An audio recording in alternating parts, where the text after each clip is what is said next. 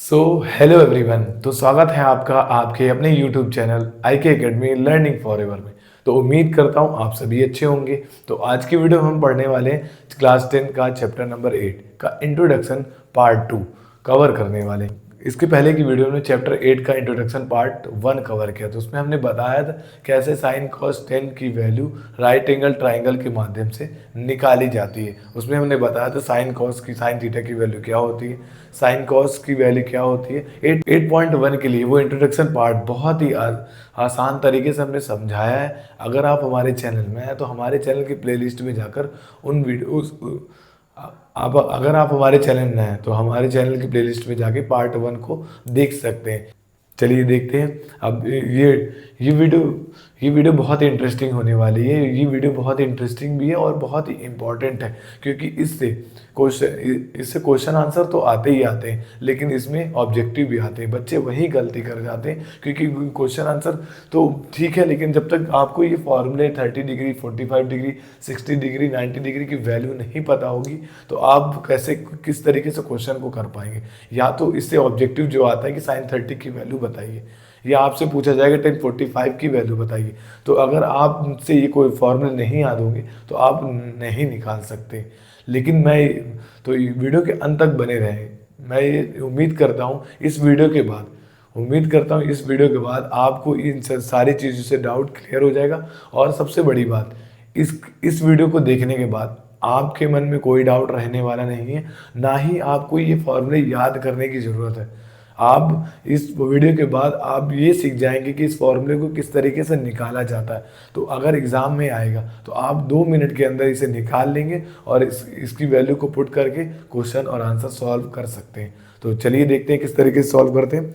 तो हम देखते हैं कि इसमें क्या लिखा हुआ, 0 degree 30 degree 45 degree 60 degree 90 degree, इतनी वैल्यू हमें दी हुई है। ठीक है, तो इस वैल्यू को हमें निकालना है। तो किस तरीके से, सबसे पहले वैल्यू तो अपनी जगह है, हमें ये देखना है किस तरीके से करना है। चलिए देखते हैं, बहुत ही आसान तरीके से हम इस चीज़ को देखते हैं। तो हमें सबसे पहले क्या करना है, हमने ये लिखा। अब इसके बाद हम क्या लिखने वाले हैं, इसमें लिखने वाले 0 1 मैं वाला हूँ। तो 0 1 2 3 4, आपको काउंटिंग आती है तो आप यहाँ 0 से 4 तक काउंटिंग लिख लीजिए। सबसे पहले क्या करेंगे आप, सबसे पहले आप क्या करेंगे, काउंटिंग लिखेंगे। 0 पहले आप ये चीज़ें याद कर लेंगे, इसके बाद आपको याद नहीं करना, बस आपको क्या करना, 0 से 4 तक काउंटिंग लिख लेनी। फिर इसके बाद क्या करेंगे सर, इसके बाद क्या करेंगे हम 4, यहाँ पर हमने 4 में खत्म किया तो 4 का डिवाइड सभी में कर देंगे। क्या करेंगे हम, 4 का डिवाइड सभी में कर देंगे। क्या करेंगे, 4 का डिवाइड सभी में कर देंगे। तो कर दिया हमने। अब क्या करेंगे सर बताइए किस तरीके से करना है, एक बार अच्छे से बता दीजिए। चल, आप वीडियो के अंत तक बने रहें, आपको बिल्कुल ये वीडियो के बाद ये चार्ट पेपर चुटकियों में आप बना सकते हैं। चलिए देखते हैं अब क्या करेंगे। इसके बाद क्या करेंगे, इसे मैं 1 मिनट इसे मैं हटा देता हूँ, क्योंकि इसकी यहाँ पर ज़रूरत नहीं है अभी। अब इसके बाद हम क्या करेंगे, इसको कट करेंगे। तो इसके बाद हम इसे कट करेंगे, क्योंकि जब भी अपॉन में कोई चीज़ होती है तो उसे कट किया जाता है, तो हम वही करने जा रहे हैं। तो 4 का डिवाइड 0 करेंगे, क्या आएगा, 0। फिर 1 का 4 में लिखा है तो 1 का 4 ही लिखे देंगे, क्योंकि कट तो रहा नहीं है, तो हम यहाँ पास 1 का 4 लिख देंगे। क्लियर। इसके बाद हम 2 1 जा 2 2 2 जा 4, क्या लिख दिया, 1/2। और क्या यहाँ कट हो रहा, नहीं हो रहा, 3/4। यहाँ कट हो रहा, 4 1 जा 4 4 1 जा 4, तो 1/1 आ गया। क्या इतना समझ में आ गया। हमने कुछ नहीं किया, हमने सबसे पहले क्या किया, 0 से 4 तक काउंटिंग ले ली। जब देखा यहाँ 4 लिखा हुआ तो 4 का डिवाइड सभी में कर दिए। इसके बाद जब भी फ्रैक्शन या फ्रैक्शन फॉर्म में होता है तो हम चीज़ों को सिंप्लीफाई करते हैं, मतलब सरल रूप में लिखते हैं, कट कर देते हैं। अब इसके बाद क्या करना है, इसके बाद हमें क्या करना है, रूट लगा देना, अंडर रूट लगा देना। क्यों अंडर रूट लगाना भाई, क्योंकि अंडर रूट लगाने से क्या होगा, अब क्वेश्चन आएगा ना कि अंडर रूट लगाने से क्या होने वाला है। अंडर रूट लगाने से हमें क्या करना है, क्योंकि इसमें आपने देखा होगा कि रूट में वैल्यू आती है। आपने देखा होगा 1/√2 आती है, √3/2 आती है। आपने इतना तो देखा होगा ना, तो इसलिए हमने भी रूट लगा दिया। अब जब रूट लगाया तो क्या करना है, रूट के बाद क्या करते हैं हम, जब भी कोई चीज़ रूट में होती है उसे क्या करना पड़ता है, बाहर निकालना पड़ता है। क्योंकि हमने एक चीज़ हम बताते हैं कि जब ये लिखा होता है, हम पिछली क्लासों में पढ़ के आ रहे हैं कि अगर ये लिखा रूट में तो इसका मतलब क्या है, इसका फैक्टर करना है। 4 का 2 2 जा 4 2 1 जा 2, तो हमने किया तो ये क्या आ गया 2 1 ये। तो इसका मतलब क्या है, जो भी चीज़ पेयर में होती है, जो भी चीज़ पेयर में होती है। क्या बोला मैंने? जो भी चीज पेयर में होती है उसको रूट से बाहर निकाल लेते हैं। क्लियर? तो यही चीज हमें क्या करना है, यहाँ पास करना है। कोई भी चीज पेयर में होगी उसे बाहर में निकालना है। तो इसके लिए हमें क्या, तो हम क्या करेंगे, यहाँ जीरो लिखा हुआ है तो जीरो का फैक्टर कर सकते हैं क्या? यस। इस चीज को मैं यहाँ बताना चाह रहा हूँ। अगर कोई भी चीज जीरो, कोई भी अगर जीरो लिखा है, क्या लिखा हुआ है? जीरो लिखा हुआ है। तो जीरो को अगर हम 2 बार मल्टीप्लाई करें कितना आएगा? जीरो। या जीरो को 3 टाइम भी मल्टीप्लाई करें कितना आएगा? जीरो। तो इसका मतलब ये समझ में आया, अगर हम जीरो को कितने बार मल्टीप्लाई करते हैं तो आंसर क्या आने वाला? जीरो। तो क्या अगर जीरो को 2 बार लिखे तो कोई फर्क पड़ेगा? नहीं। इसी तरीके से वन होता है, जीरो और वन साथ साथ चलते हैं, क्योंकि दोनों भाई भाई है ना भाई, साथ में पड़ोसी हैं। तो बोल रहा मैं जैसा तुम करोगे वैसा मैं करूंगा। वन बोल रहा है जैसा तुम करोगे वैसा मैं करूंगा। आजकल भी यही होता है ना, जो पड़ोसी करता है वही लोग करते हैं। पड़ोसी नई गाड़ी लेके, अरे यार हम भी लेके आएंगे अब, अगर वो भले हमारे पास कुछ नहीं है लेकिन हम तो, अरे नहीं हम दिखाएंगे, वो कर सकता तो हम क्यों नहीं, है ना। तो इस तरीके से ये वन वन का भी यही हाल है। वन वन जा वन, वन को भी कितने बार में मल्टीप्लाई करेंगे आंसर क्या आएगा? वन। तो यहाँ जहाँ पर जीरो आएगा हम क्या लिख देंगे? Direct zero. जहाँ पर वन आएगा वन लिख देंगे। क्लियर? तो यहाँ पर क्या करते हैं? Zero into zero.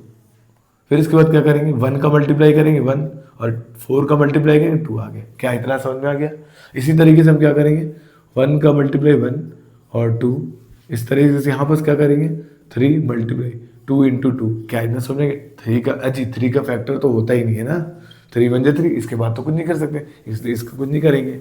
अब वन का ये वन वन कट गया तो यहाँ पर 1 इंटू 1। क्या इतना समझ में आ गया?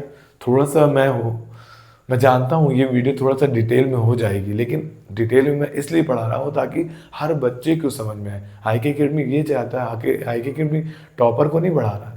IK अकेडमी चाह रहा है कि जो जीरो से बच्चा है, जिसे कुछ भी समझ में नहीं आता, वो चीज़ें इस वीडियो में उस चीज़ को क्लियर हो पाए। हम चाह रहे हैं कि एक कॉन्सेप्ट रखें, बेसिक से एकदम, बेसिक से हीरो तक, बेसिक से एडवांस तक। एडवांस नहीं जाएंगे हम, बेसिक से ही एडवांस पहुँचा देंगे आपको। एडवांस आप खुद पहुँच जाएंगे। ठीक है, तो अब क्या करने वाले हैं? तो यहाँ जीरो आ जाएगा। अब फिर क्या आएगा? 1/2। इसके बाद क्या आएगा? 1, और जो चीज़ रूट के अंदर है वो बाहर नहीं आ रही, क्योंकि पेयर में नहीं है तो बाहर नहीं आ रही। और ये क्या है हमारा? √3, और यहाँ पास भी बाहर आ गया। जो चीज़ पेयर में वो बाहर आ जाती है, जो चीज़ पेयर में नहीं होती वो अंदर रहती है। इसके बाद 1। क्या इतना समझ में आ गया? क्लियर हो गया? अगर इतना समझ में आ गया तो बिल्कुल इसके आगे देखते हैं। आप स्क्रीनशॉट ले सकते हैं, क्योंकि इसके आगे मैं फिर से यहाँ लिख के करूँ, क्योंकि यहाँ स्पेस नहीं होगा फिर आपको समझ में नहीं आएगा। तो आप स्क्रीनशॉट ले लें, फिर इसके बाद देखते हैं। तो चलिए, आपने स्क्रीनशॉट ले लिया होगा। अब हम देखते हैं अब क्या करते हैं। इस चीज़ को मैं थोड़ी देर के लिए इरेज करता हूँ, ये आपको समझ में आ ही गया होगा।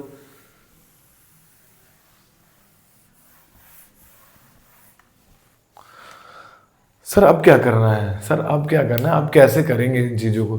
तो अब देखते हैं। अब हम लिखेंगे साइन कॉस साइन, फिर क्या लिखेंगे? कॉस, टेन, कॉसेक, सेक, कॉट। ये 4 वैल्यू है, 6 वैल्यू है ना, 6 कैरेक्टर है हमारे पास। कौन कौन से?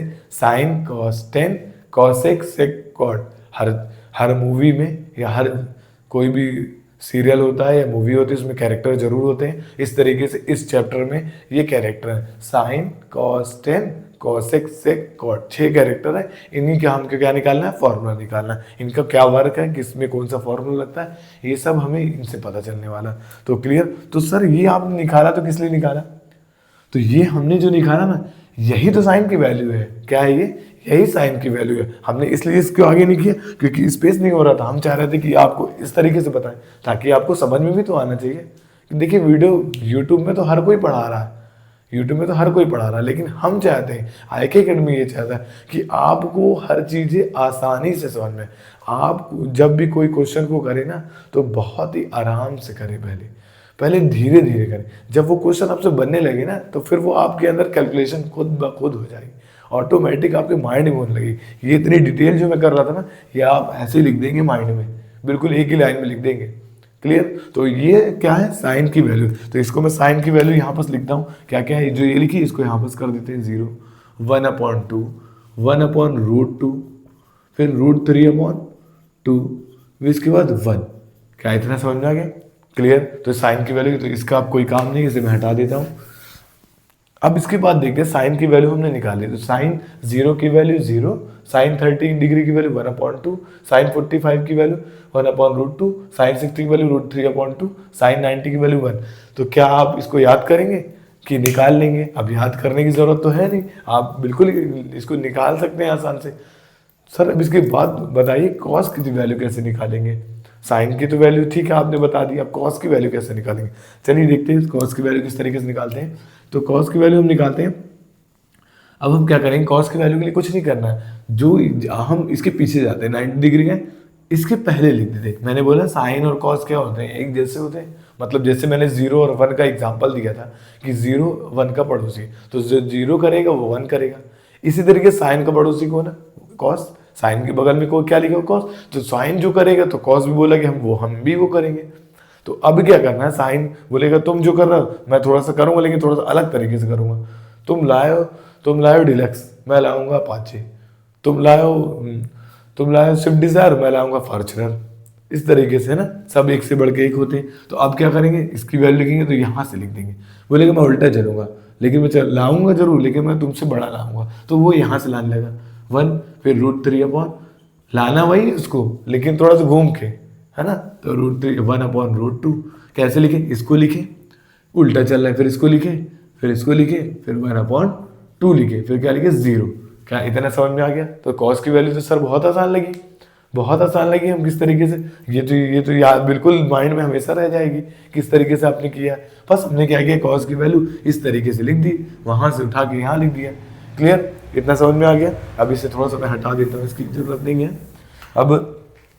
अब हमें निकालना है किसकी? tan की वैल्यू। क्या निकालना है? tan की वैल्यू। तो tan की वैल्यू किस तरीके से सर निकालनी है? हमें क्या करना है, tan थीटा का फॉर्मूला पता होना चाहिए। तो tan थीटा का फॉर्मूला क्या होता है, एक बार यहाँ लिखते हैं, tan theta equal sine theta upon cos theta. एक बार मैं डिटेल में बताऊंगा, फिर इसको किस तरह एक बार डिटेल में करते हैं, फिर इसमें लॉजिक लगाएंगे और तुरंत निकाल लेंगे। तो पहले एक बार डिटेल में, ताकि आप डिटेल में पढ़ने से आपके माइंड में वो लॉन्ग टर्म तक रहती है। अगर मैं ट्रिक बता दूंगा तो वो कुछ दिन तक ही रहेगी, लेकिन वो डिटेल में अगर मैं पढ़ाऊंगा और आप समझेंगे और आप इसको एक बार करने की प्रैक्टिस करेंगे, तो आप बिल्कुल फिर उसके बाद माइंड में कर सकते हैं। क्योंकि क्या होता है, हमारे माइंड में पिक्चर बनना बहुत ज़रूरी है। कोई भी चीज़, किसी का भी नाम लो, अगर आप अपने लाइफ से जुड़े रिलेटेड में किसी दोस्त का नाम लोगे, जैसे बोलोगे दीपक, तो आपके माइंड में आपका दीपक अगर दोस्त होगा तो आपके माइंड में दीपक की एकदम पिक्चर आ जाएगी, क्योंकि आपको दीपक याद है कि हाँ भाई हमारा दीपक दोस्त। और एक ऐसा दोस्त जिसका ऐसा नाम लूंगा जो आपका दोस्त ही नहीं होगा, तो आप बोलोगे ये कौन है, तो आप नहीं याद रख पाओगे। तो इसी तरीके से हमारा माइंड एक पिक्चर के तरह, पिक्चर और इमेज के थ्रू जल्दी समझता है ना। तो इस तरीके से tan थीटा ये लिखा हुआ है, तो हम क्या करेंगे, साइन 0, जैसे tan 0 की वैल्यू निकालना, तो साइन 0 और cos 0। एक सवाल हम ऐसे करेंगे, फिर इसके बाद तो खुद कर लेंगे, ठीक है। तो हम क्या करेंगे, साइन और इन दोनों को अपॉन लिखेंगे। tan थीटा की वैल्यू क्या होती है, sine theta upon cos theta. तो साइन 0 और cos 0, तो साइन 0 की वैल्यू क्या है, 0, और cos 0 की वैल्यू 1। तो क्लियर? तो 1 का 0 में डिवाइड करें कितना आएगा, 0। हम यहाँ क्या लिख देंगे, 0।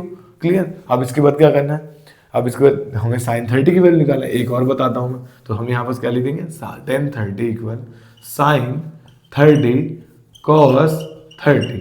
तो साइन 30 की वैल्यू कितनी है, 1/2। क्या है, 1/2। और इसके बाद क्या है, cos 30 की √3/2। क्लियर हो गया?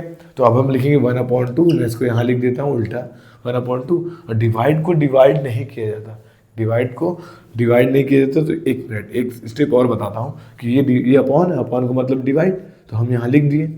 अब डिवाइड को डिवाइड नहीं करते, हम क्या करते हैं, क्रॉस मल्टीप्लिकेशन करते हैं। क्लियर? तो ये क्लियर कर दिए, कितना आ गया, 1/√3। तो 1/√3। तो क्लियर? तो और सर ये बहुत ही टाइम लग रहा है इसमें करने में, ये हम भूल जाएंगे बिल्कुल। तो बिल्कुल भूलने की जरूरत नहीं, मैं इससे आसान कर देता हूँ आपको। क्लियर? इससे आसान क्या होगा, बस आपको ये देखना है कि इसका डिवाइड किए थे, अब इसमें इसका डिवाइड करेंगे। तो इसमें आपने क्या ऑब्जर्व किया था कि ये 2 कैंसिल हो गया, तो 1/√3 वैल्यू आई। ऐसे ना हो, ये 2 और ये 2 घटा दो, तो क्या बचेगा, 1/√3। अब ये और इसमें करेंगे तो ये कट जाएगा, तो tan 45 की वैल्यू क्या होगी, 1। ये आप खुद ही बता दोगे। अब आप अगर आप वीडियो में एकदम कंसंट्रेट हो गए हो तो आप बिल्कुल बताने वाले हो। अब इसकी वैल्यू क्या आएगी, अजी बता दो। अरे इसकी वैल्यू ये 2 सर कट गया और क्या आ गया, √3 आ गया। तो ये थोड़ा सा इधर उधर चला जा रहा है, फिर से लिखता हूँ √3। और इसकी वैल्यू क्या आने वाली, 1/0। इसको कर लेते हैं 1/0। जब भी किसी नंबर का जब भी जीरो का डिवाइड वन में करते हैं, जब भी जीरो का डिवाइड वन में करते हैं, किसी नंबर में करते हैं, तो इनफाइनाइट आता है। क्या आता है, इनफाइनाइट। तो हम इसके क्या लिखने वाले, इनफाइनाइट। क्लियर हो गया, क्या इतना समझ में आ गया? बिल्कुल। अब और भी इंटरेस्टिंग होने वाला है। यहाँ तक तो ठीक है, आप थोड़ा सा मेहनत करना पड़ेगा, थोड़ा समझ के करना पड़ेगा, और आप कर लेंगे। मुझे भरोसा है कि आप बिल्कुल इन चीज़ों को आसान तरीके से कर लेंगे। अब इसके बाद क्या है, इसके बाद तो बस हलवा होने वाला है।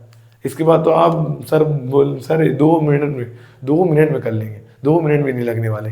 किस तरीके से, चलिए देखते हैं। आप पार्ट 1 याद करिए, मैंने क्या बताया था, कॉसिक का उल्टा साइन, साइन का उल्टा कॉसिक, कॉसिक का उल्टा साइन, और साइन का उल्टा कॉसिक। तो इस तरीके से अगर 2 लिखा है 2/5, तो इसका उल्टा क्या होगा बेटा, 5/2 होगा।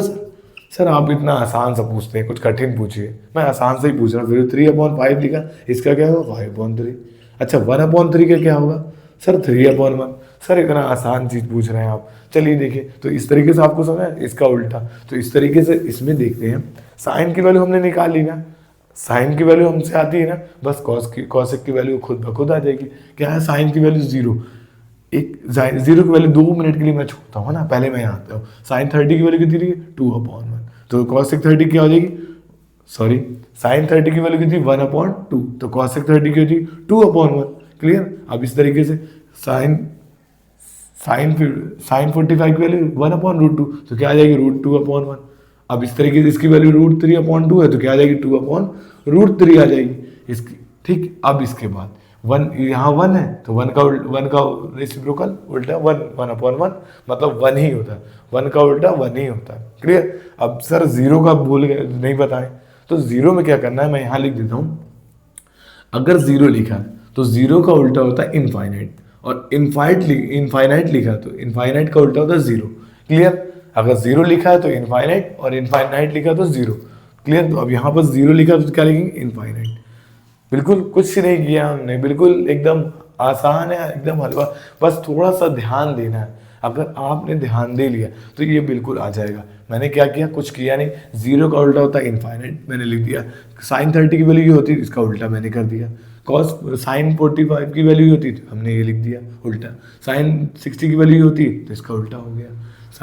साइन 90 की वैल्यू थी, इसका उल्टा ही हो गया। इसी तरीके से हम क्या निकालने वाले,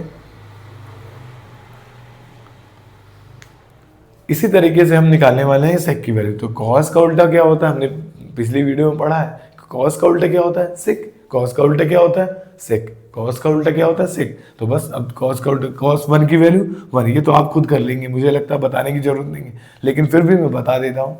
2/√3 हो गई। ये अब इसकी वैल्यू क्या होगी, √2, और √2/1, तो 1 लिखने की जरूरत नहीं है, इस तरीके से 1/2 है तो क्या आएगी 2। इस तरीके से 0 लिखा है तो क्या आने वाली, बताइए आप, बताइए। ये देखिए लिखा है ना मैंने, 0 का इनफाइनाइट। क्लियर। यहाँ तक समझ में आ गया। सर ये तो बहुत आसान हो गया, हमने तो ध्यान ही नहीं दिया था कभी, ये तो बहुत आसान तरीके से आपने बता दिया। तो हम यही चाहते हैं, आप थोड़ा सा डिटेल में पढ़ेंगे, आपको आसान लगने लगेगा।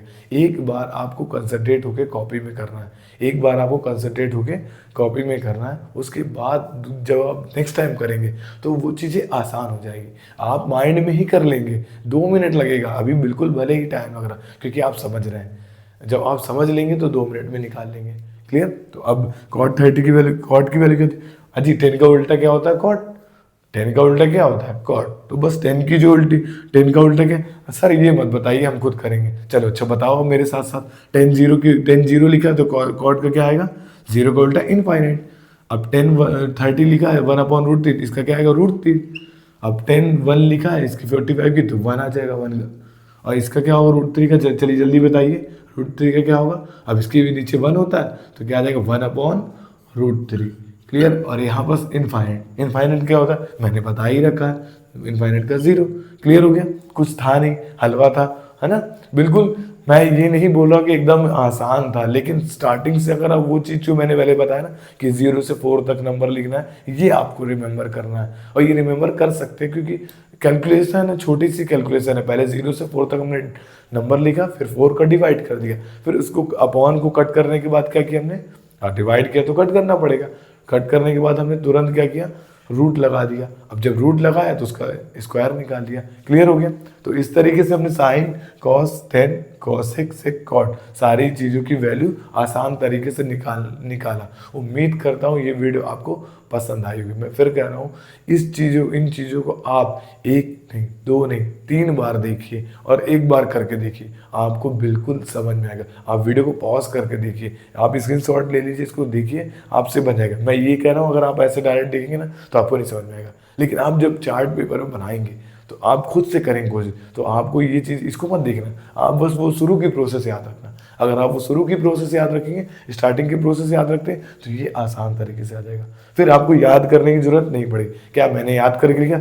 ऑलमोस्ट मैं बता दूं, मुझे किसी भी चीज़ की वैल्यू नहीं याद है 10 के अलावा, क्योंकि 10 की वैल्यू 9 चैप्टर में बहुत इंपॉर्टेंट रखती है, इसलिए मुझे याद है।